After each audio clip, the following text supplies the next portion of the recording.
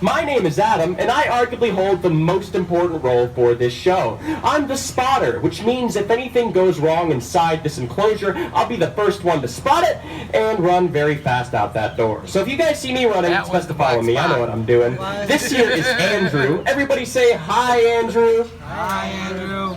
Now say bye, Andrew. Hi, Andrew.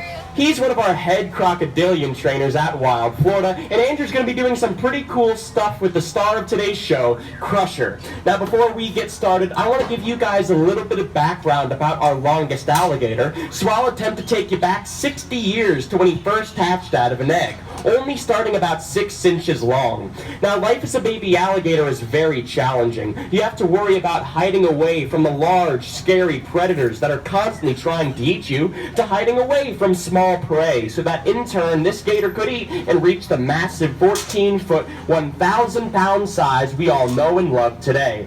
Now, only about 10 years ago, Crusher actually lived down in Okeechobee County, Florida, on a cattle ranch. He was about 13 foot long and about 700 to 800 pounds, so not quite as long as he is today.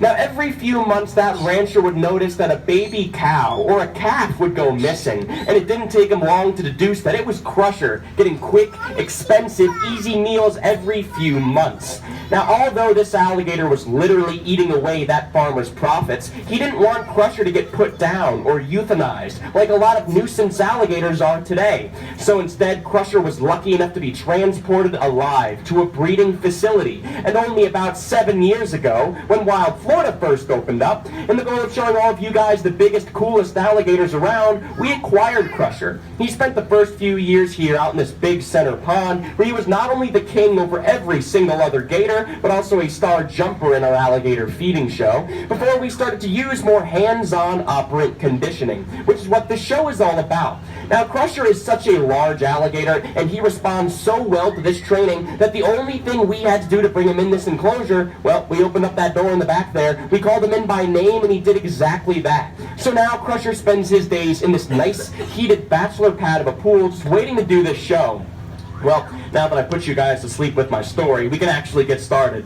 Now, because he is 60 years old, it does take a little bit of motivation to get him to start moving all about. So I'm going to teach all of you guys something called the Wild Florida Gator Call. It sounds like this. Now, on the count of 3, I want everybody to try that as loud as you can. If you guys are louder, Crusher should come to this side of the area. However, if you guys are louder, Crusher should go over to the opposite side. Very simple. In 3, 2, 1... I'm only kidding you guys. You can't train an alligator. Thank you all so much for coming, and I'm out of here. No, in all honesty, guys, that call does work, but only on this side of the glass. So that's where my friend Andrew comes in. He's got that very fashionable fanny pack full of chicken, and he's going to use that exact same call on this side of the enclosure, and hopefully Crusher won't be so lazy. Now, what you guys are about to see here is called operant conditioning. We use 3 simple commands to work more safely around our gators. The first one, you guys are already professionals at, the Wild Florida Gator Call, which tells Crusher to come on over. The second command is called the up command, which tells him to stand up tall, open up wide, and show us all those pearly whites. And then finally, and most importantly, the hold command, which tells Crusher to hold still. This would be what we would use if we needed to, say, draw blood from his tail, or administer any medication. Now, once Crusher gets his head up out of the water, you guys can get a good glimpse of just how big he is. That water really does conceal his true size. Alright, he got that. Wait a minute. Where are you taking him? Yeah, no, that's not going to work. We got to make this a little quicker here. Alright. Well, now we got a little Andrew stew cooking. I'm sure Crusher will be much more motivated to actually start moving around. Good thing, too. He's getting pretty slow. I'm about to fall asleep here. Now, if you look closely all along an alligator's snout, you can notice tiny little black freckles. These are called ISOs, and they detect disturbances in the water. Say a baby bird was to fall out of its nest into a pond, those ISOs would let that gator know exactly when and where to find his next meal.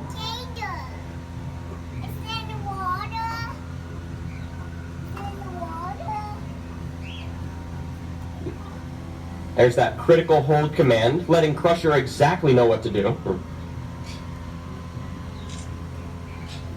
Now, after every time he does a command correctly, we reward him with a big hunk of chicken.